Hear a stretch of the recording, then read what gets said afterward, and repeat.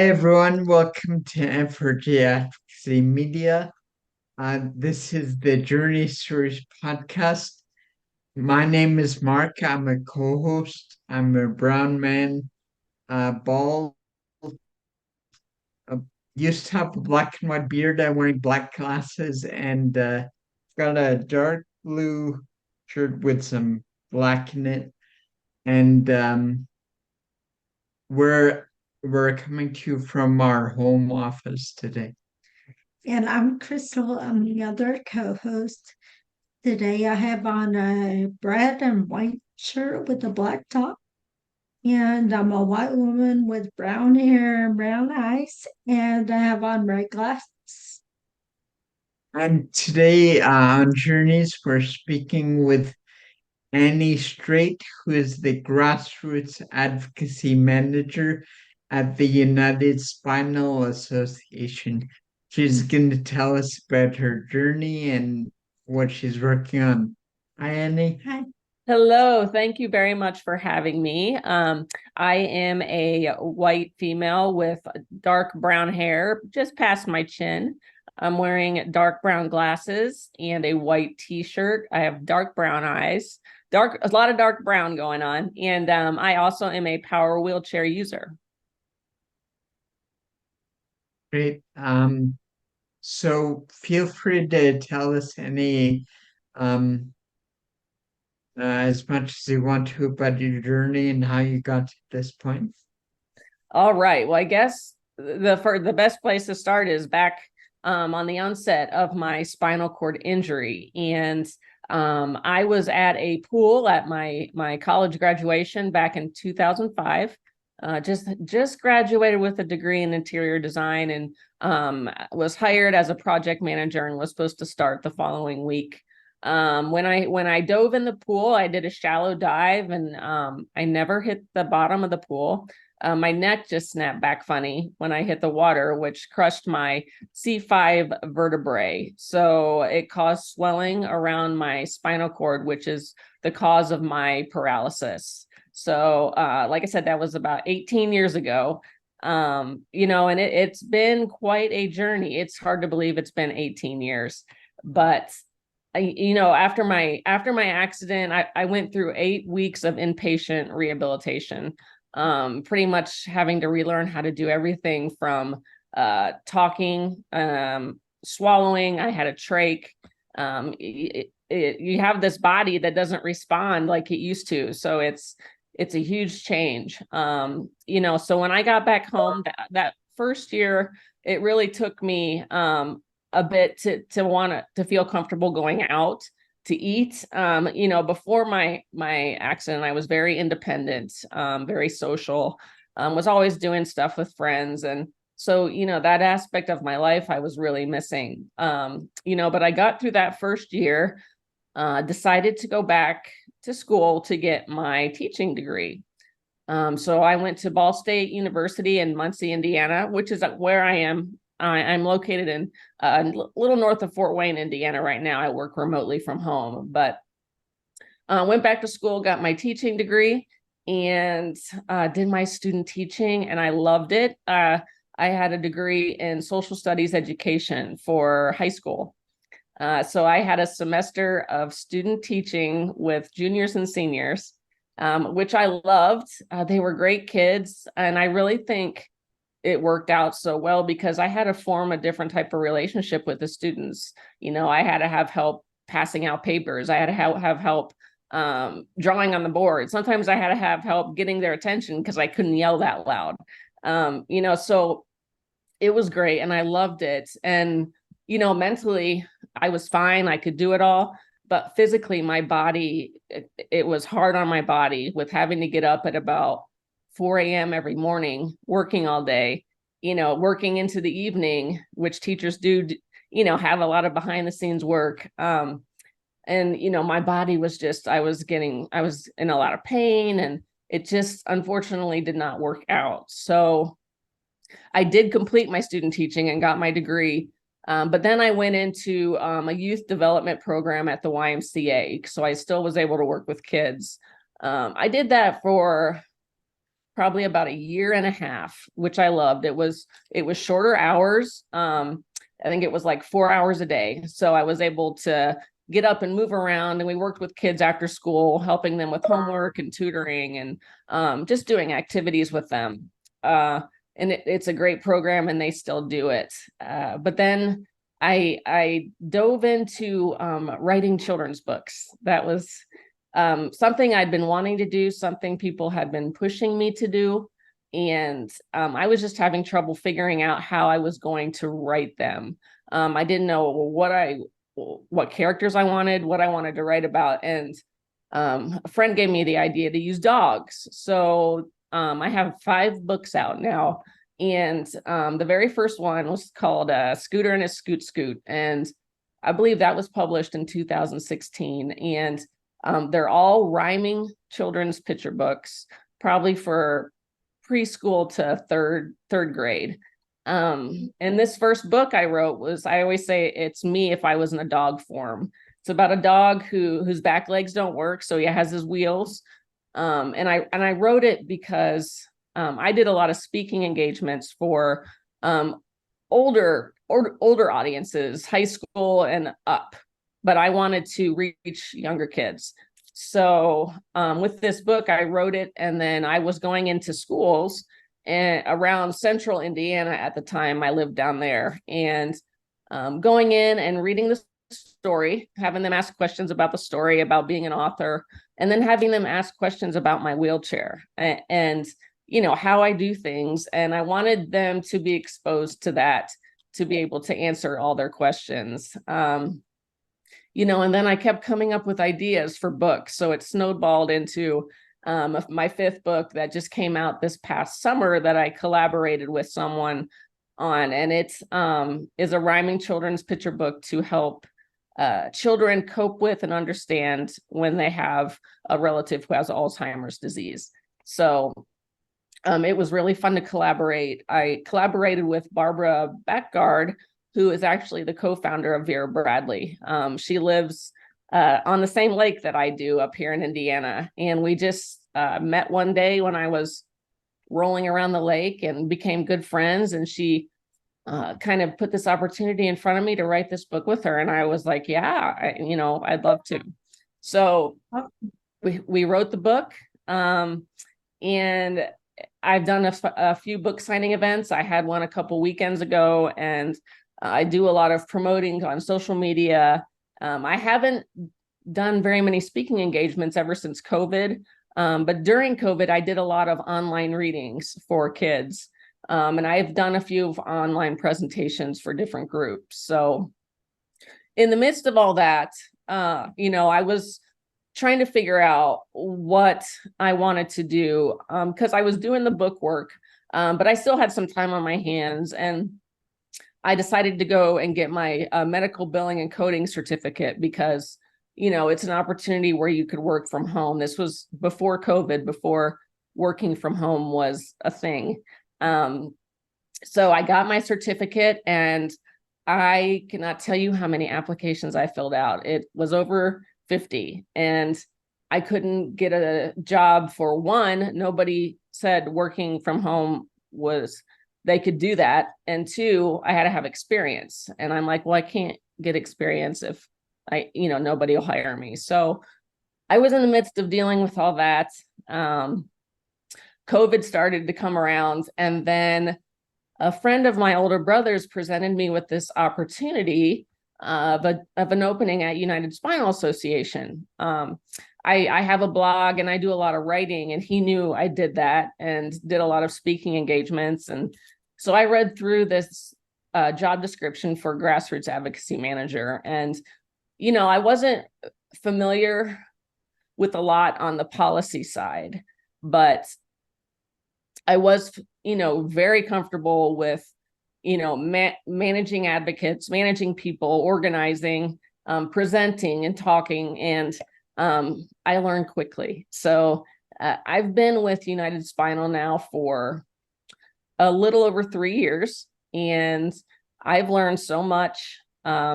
Our advocacy network, we just started our advocacy network when I started, which was around July of 2020. And it was very small. We started at 0. So our whole goal was we wanted people to sign up. We wanted people who were motivated, that were going to be responsive, to be advocates. And now we are approaching 2,000 registered advocates. I think we have a little over 1,900, and our goal is to get 2,000 by the end of the year. So my colleague, Steve Lieberman, who is the Director of Advocacy and Policy at United Spinal, has worked very hard on this. We first called it district mobilization, but the whole goal for our advocacy network is we want registered advocates in all 435 consecutive congressional districts in the United States. Right now, we have 428 of the 435. So we've only got a few more to go. We're getting there. And, our next step will be, we want a minimum of 5 registered advocates in each of these districts. So our goal is just to continue to grow and expand, and it's really helped. We've worked on the programming at United Spinal, and I think it's really brought in a really diverse group of people that work really well and really hard and are committed to making change for the disability community. I'm not sure if you want me to go into a little more about the advocacy program at United Spinal. Absolutely, yeah. Okay. All right. Well, it was, like I said, we started the advocacy network back in July of 2020, and we kind of revamped it a couple years ago. We wanted to provide various opportunities for advocates to be involved. If you're a new advocate and you're like, I don't know what I'm doing, we provide this monthly advocacy live. It's the 3rd Tuesday of every month. And we alternate times each month from 1 and 5 p.m. Eastern time. So we can try to get our advocates on the West Coast included also with the time change. But it's an open forum. Steve and I are there to kind of facilitate and answer questions, but it's an open forum where advocates from all over the country come into this Zoom call, and they just discuss what they're doing if they have questions. Because our whole goal is to engage and collaborate all our advocates, whether they're in California or Florida, because even though you're across the country from one another, you may be working on the same issue, or you may be able to answer questions or provide templates or something to help somebody. So that has really grown. We've been doing that for 2 years, maybe. It's flown by, but we usually monthly get between 35 and 50 advocates on the call a month. So, and a lot of times it runs over, but we get pretty passionate about these issues and needing change. And one thing that has come out of the advocacy live events is one topic that comes up a lot is accessible parking. Everybody has had issues with accessible parking, and yes, everybody. And so we decided we wanted to start some working groups for specific topics, and we started the accessible parking working group, and then we have 4 more, so we have 5 altogether. So we have accessible parking, outdoor access, emergency preparedness, care support, and accessible transportation. And on our website, there's a form you can fill out. You can join any or all. We have some advocates that are in 1. We have some advocates that are in all 5. And they meet monthly. And what we've done over the past few months is the advocates, the group members, they compile information so we can create resources to provide for the disability community. This October, our emergency preparedness working group, I got experiences and suggestions and resources to prepare a resource for wildfire preparedness. We've created, the emergency preparedness group has created a resource for hurricane preparedness. Some other ones from the other working groups are accessible camping, beach access and mobility, and there's another one in there. Our care support working group has created a really great resource on finding, hiring, and keeping caregivers and PCAs, which is a national crisis all over the United States. So we have that resource, and next month we're creating a resource for the care support group, and it's going to be things we want our caregivers to know before they even step foot through our door. Certain trainings that are needed, certain aspects of, spinal cord injuries. And so we're gathering up all that information. And what I do is I take all that information the members, give us, and I put it together, and it's posted on the website. And we will soon just have a working group resource page where you can click on it and they can be found easily there. Right now, they're in with all the other United Spinal blogs. So we're really, really happy with our working group members, and these resources that we're creating that I think really, really help. And we just are trying to find ways to get the resources out there, especially emergency preparedness, because, there's in the past, especially doing research for, writing that resource, it's devastating what happens when you don't plan ahead for any type of disaster. So that's something we really, really push. And we already have our Ready to Roll program at United Spinal, which is an emergency preparedness program that's provided some resources and links for all different types of emergency preparedness. Some of the other programming that we have is once a month, I do a Meet an Advocate live stream that streams directly to the United Spinal Association Advocacy Network Facebook page. And actually, my one for this month is tomorrow. And I'm bringing in an advocate. He used to be in the military. I think he said 11 years. And he now works with drones. And he gave a great presentation at our accessible parking working group meeting, how these drones can help.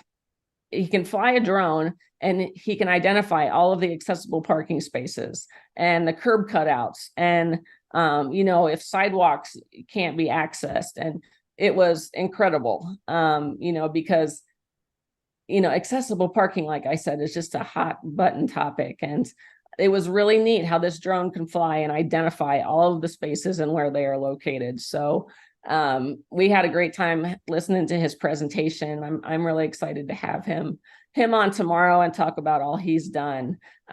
He is a quadriplegic also. He was in a snowboarding accident. So he's helped people with all levels of injury work with flying drones also. So yeah, it's a very interesting topic. And I've been bringing these advocates on since I really started back in September of 2020. And I like to highlight the work that advocates are doing. And I mainly just find it through social media, or I'm listening and talking with advocates on a daily basis, because my position as Grassroots Advocacy Manager is I manage our advocates across the US. And I'm kind of the go-between between United Spinal National. I provide the information to all of our, our advocates and our advocacy coordinators, and they relay it to all their chapters. So it's a timeline of kind of how the process works. But it's great working with Steve. He used to work on the Hill for 10 years. So he's got that experience. So it's really helpful to have somebody that's been on that side, especially when we do our virtual advocacy days or our roll on Capitol Hill, which is where we actually go to DC. This past summer, we flew in around 100 advocates, and I believe we had around 160 meetings with members of Congress. So wow. That's a lot of meetings. And there were, we usually only cover 3 issues because when you go into these meetings, sometimes you only have 10, 15 minutes, sometimes half an hour. It really depends. Sometimes you're talking to the staff instead of the actual member of Congress, but that's just as important, because you have to convince that staff that what you're talking about is important enough for them to relay it to the member of Congress. So I've learned a lot. And, we have an education day for our role on Capitol Hill and our virtual advocacy days, because a lot of the advocates have never done anything like that before. So they are extremely, some are very intimidated by going to speaking to these members of Congress. And one thing that Steve and I like to emphasize is one of the best forms of advocacy is to share your story. And so I was like, when I do my presentations and talk to groups about advocacy, I was like, I was an advocate before I even knew I was an advocate, because I've shared my story to many people. And that really helps people relate when they hear that personal aspect. You may be talking to a member of Congress and they're like, oh, I have a cousin who's in a wheelchair. It may just help them click more and help them relate more. So we always try to tell them that, and nobody knows your story better than you do. So I think it really helps. And we really try to prepare the advocates and on that education day, and we run through all the information. And United Spinal puts a lot of work into this event. And then we also have our virtual advocacy day, which is pretty much the same thing, but we're of course doing it remotely. And we had one virtual advocacy day last year, and we will have one this year, maybe two. It depends. I don't think any of that is buckled down quite yet. You were talking about, sharing your story, and I found that is definitely true, but it takes a particular kind of audience or listener to really be empathetic and really take in what you're saying, and not just passive aggressively kind of, oh, this, okay, yeah, I get that, and just they're listening, but they're not taking it in and Yes. really considering it. So it takes it's hard to, when you can read the room and realize that that audience is not really doing that, Yeah. then you're not gonna fully share that story. Yes. They're not really listening. So Yes. Luckily I've not run into that very much that I know of. There may have been somebody I was talking to who was, didn't care quite as much as somebody else, but I was sharing my story anyways. And I think you have to feel the room. You have to know your audience, cater to your audience. That's another thing we kind of stress. well, not only that, Mark and I have learned through this whole process. You really have to build your circle, Yes. and find the people that appreciate you and want to celebrate you and hear your story and care about the issues and things like that. Yes. And once you have that, then you have a lot more support and a lot more, your ability to do things. Yes. And that's why Steve and I are always, trying to push to register as a advocate for United Spinal. It's a very simple form on the website, and you're not taking on any huge commitments. One of the main things that our registered advocates get are they're called action alerts, and it's for policy and issues that we want our members of Congress to be aware of. And they are sent, these action alerts are sent to all of our registered advocates, and all the registered advocates have to do is fill in their information. They can provide a personal story that applies to whatever policy or issue is being discussed, and they hit send and off it goes.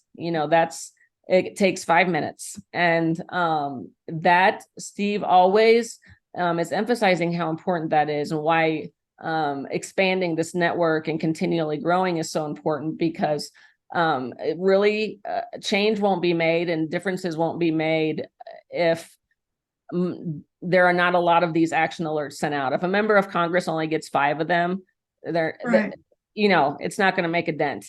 So when we get, I think one of our most popular ones was one involved with air travel, which is another, hot button topic that with wheelchairs being damaged, lost, people being dropped and injured. And so that action alert did really well. And it was actually one of the issues that we discussed at our roll on Capitol Hill this past June in Washington. And actually one of our advocates who was flying in, her wheelchair got broke on the way to DC. So luckily it wasn't broke to the point where she couldn't use it, but still it was a brand new wheelchair. Right. And it's just, it's something that we're working on, and it's going to take time, which, the type of advocacy we do, it does take time, but when changes are made, they stick, because it changes policy. And we also try to explain that to our advocates, because you can get burnt out, if you're constantly working and not getting anywhere. But, eventually down the line, you will get somewhere. It's happened just with me working the 3 years at United Spinal. Things have changed, and it really shows how important the advocacy network is on getting the message out there to our members of Congress and the people who we need to change the policy. Definitely. Yeah. Yeah. We like to have different perspectives and different people, different areas on here, so that we can get out to, and then our story too. We'd like to incorporate that so that we can kind of normalize the disability issues, and also they can hear from your side, like the an organization, and the advocacy of that.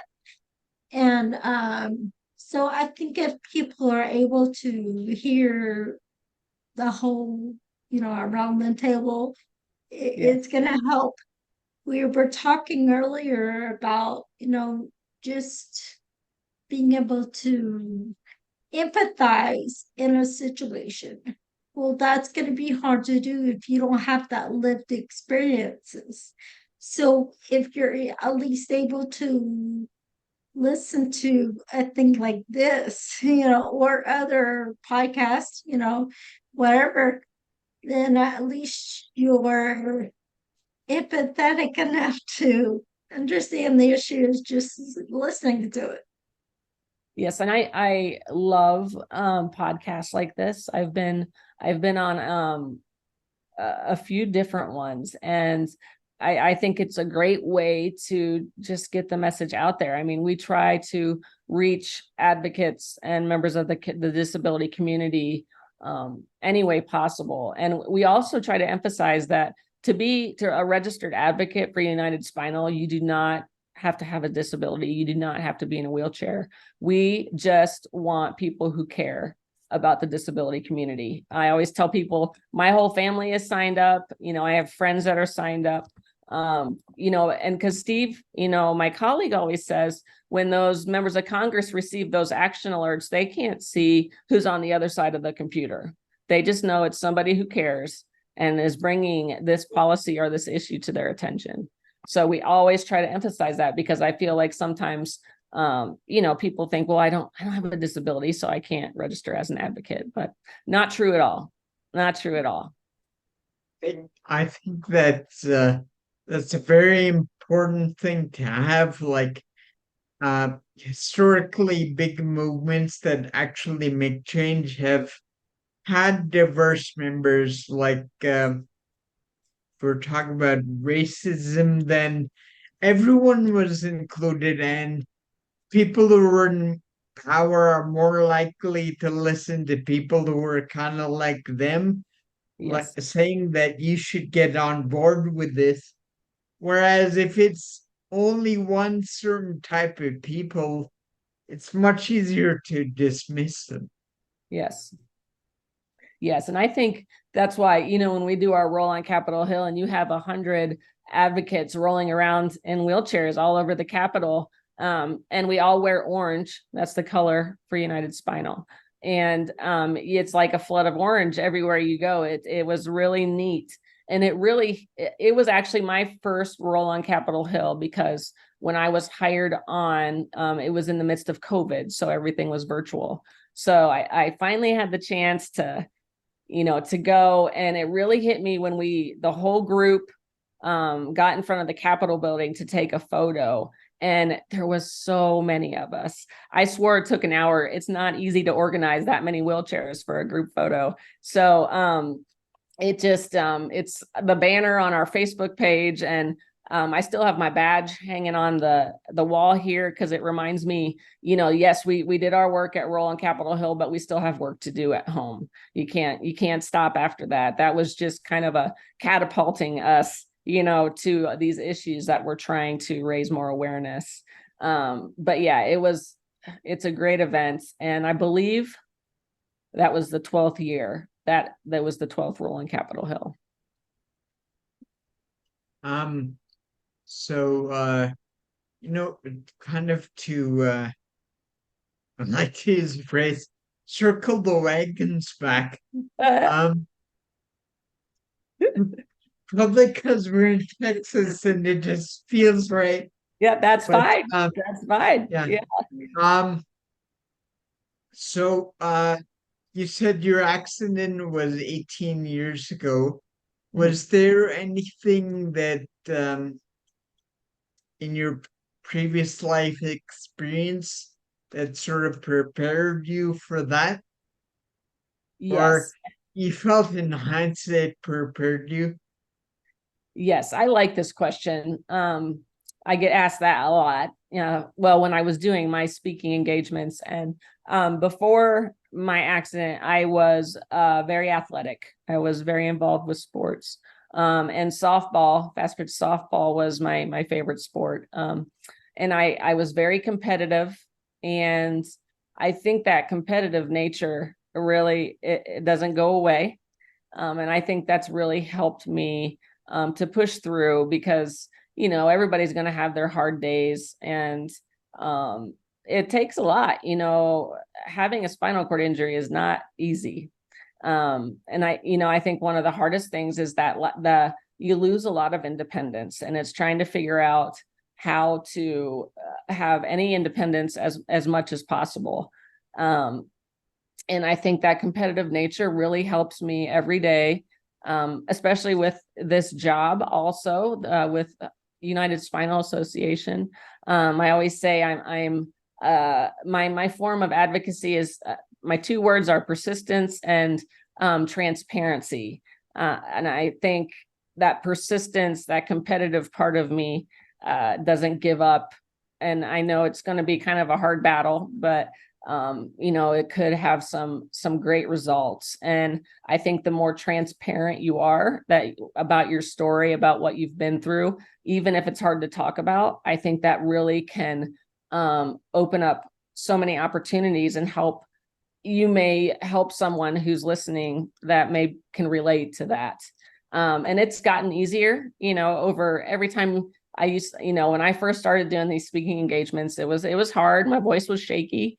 But now, I enjoy sharing my story. I enjoy writing about it. It's sometimes even therapeutic, to share. And, I think that competitive nature has really, really helped me.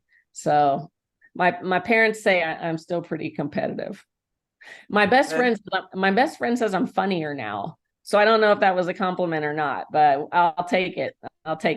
Yeah.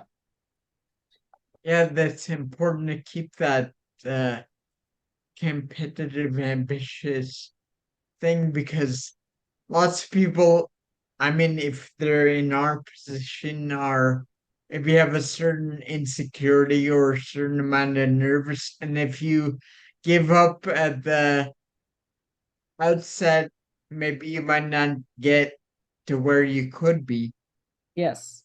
And Oh, I'm sorry. Go ahead. no, I was finishing. Well, I was going to say, I think, that competitive nature helped me with this, when this opportunity kind of, I say literally fell into my lap, which doesn't happen often, because I was unsure about it, because there were parts of the job that I didn't feel I was very strong at. But I've always been one that if an opportunity is put in front of me, I'll do everything I can to take that on. And so I did, and I was like, here I sit. And the advocacy network has grown and we're doing well. And it's opened my world to the disability community, which I'm very proud to be part of this community, because I think it is full of people who are dedicated and strong and can adapt and don't give up, and are very good at just bringing new ideas and sharing their story. And I truly love being a part of that, and meeting all these people I wouldn't have if I hadn't have started my position at United Spinal. Yeah. In the work we do and the people we've talked to, the opportunities are, can be very despairing. There's sections of the world where the equality and the opportunity to have the better rehabilitation and stuff like that, and the support systems in place for them are not there. So they're not able to connect with people like you. What would you say to them? Well, I wanted to mention, and you brought that up and it made me remember this, that, we're called United Spinal Association, but it's not just for people who have spinal cord injuries or spinal cord diseases or disorders. It's all wheelchair users that we are fighting for. And we do have a lot of our members who live out in these rural areas where there's nothing. There's no accessible transportation. And United Spinal provides multiple support groups, which can be very beneficial with just getting information. And even, like I said, the Advocacy Live, we've had people come in there and explain, I live, out in the middle of nowhere in Montana, and I need help with this, and so and so and so and so. And we have people piping in, like, try this or try this. And I think for those people who are in those situations, if you can find a way to connect, whether it's through a support group or, becoming a member of an organization, such as, there's so many different organizations out there that do great work. But if you can become a member, there's so many resources out there, which I have learned. When I click on the Resource Center for United Spinal, I'm kind of blown away. I'm like, okay, there's a lot here. So thank goodness we have people who run the Resource Center that are so knowledgeable, that can direct us. But the resources are out there. And yes, there's certain areas where it's going to be very difficult to get certain things, to get caregiving. I live kind of in I'm in Indiana, but I live on a lake, which a lot of people are like, I thought it was only cornfields in Indiana, but I'm up in the northern right corner, and it's like a hidden gem. I live in a county where there's 101 lakes. And my family had this property, and we used to come up here on the weekends before my accident. And then, I had my diving accident, and we had to kind of modify our home.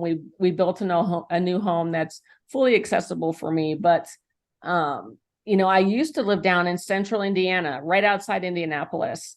And I had to move up here permanently because I could not find caregivers in central Indiana and in Indianapolis.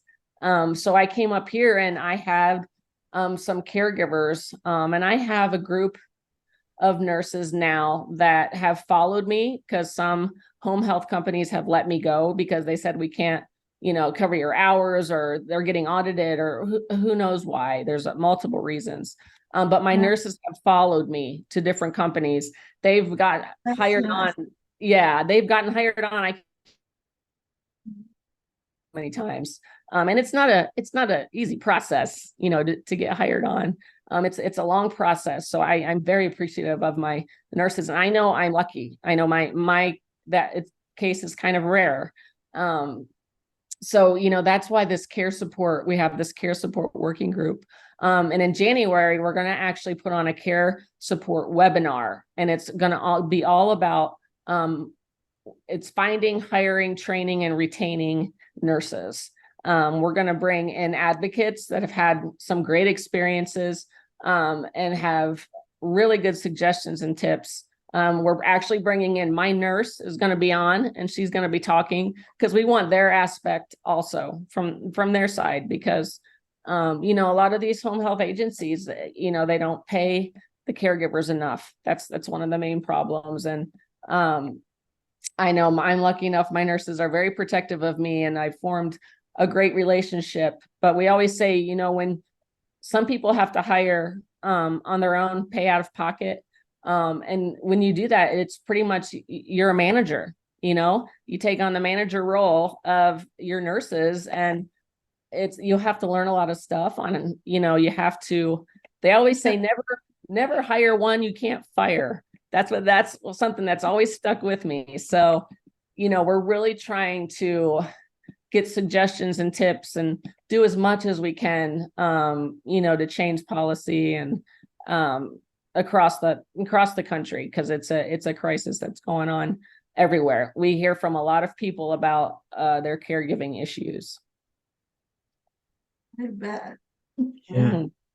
And I mean, we certainly have, there are a lot of issues here we have to deal with, but sometimes we wonder how people in other countries that aren't quite up to the same speed as we are as far as like development goes, like technologically, or they're still maybe war torn or whatever. How did they even get by? I know. I often think about that. United Spinal mainly deals with United States, but we are fully aware that there's issues all over the world. And when I see these devastating things on the news, and I'm like, how are those with disabilities getting out? How are they getting help? How are they getting care and medication? And it's I just want to fix it. That's all I want to do. But my mom tells me I can't fix the world. And I said, well, I'm trying. I'm going to keep trying. So, yeah, I mean, we're trying to, we want to change how people view the disability community. One thing about United Spinal is many of the employees there have a disability, which is great. And it's an organization that's really great to work for, because they understand when there's issues that arise due to a spinal cord injury, whether it's a pressure sore, or, you're dealing with whatever, blood pressure, that they understand that those things arise, and that I may need a day off with little notice. But knock on wood, I'm pretty healthy. So just got my COVID and my flu vaccination yesterday, and it didn't knock me down. So I'm happy. I'm very happy.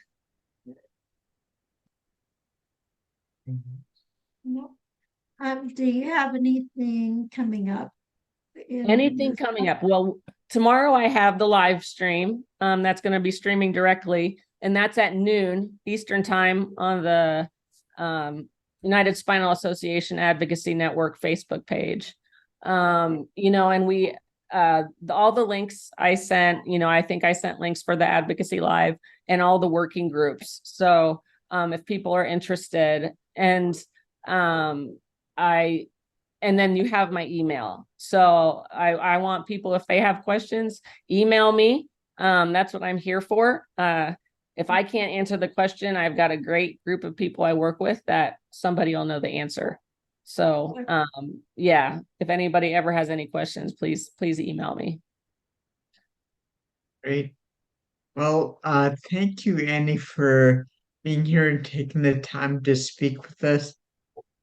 Yes, thank you very much for having me. It's been a while since I've been able to share my whole story. So I really appreciate it. And I really appreciate what you both are doing and getting voices out there that need to be heard. Thank you. Thank you. We appreciate that. Yeah. Yeah. Right. Have a good day. Have a good evening. Thank you. Take care. Bye. Bye.